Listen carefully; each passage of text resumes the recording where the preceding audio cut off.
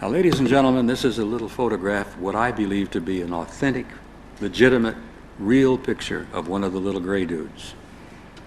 This was taken in Mexico. He apparently was alive and well. And you study the photograph, you can see a little bit about his clothing, the wrinkle of his neck, the little jumper he's got on. There are lines in his face. You know, of course, that there are roughly 4 different groups of little grays. There are the little tiny dudes with the round heads.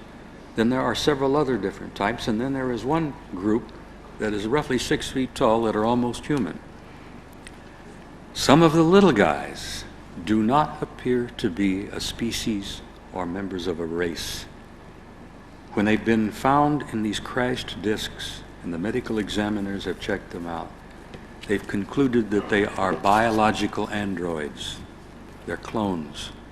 They have no reproductive capability, they have no alimentary tract, they have no rectum, they have nothing that indicates that they are reproducible, or that they can even eat. They have no teeth, they have little membranes in their mouth.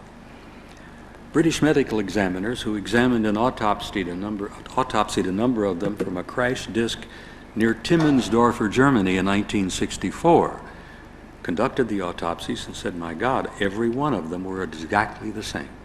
It's like they were cut from a pattern. No reproductive capability, no alimentary tract.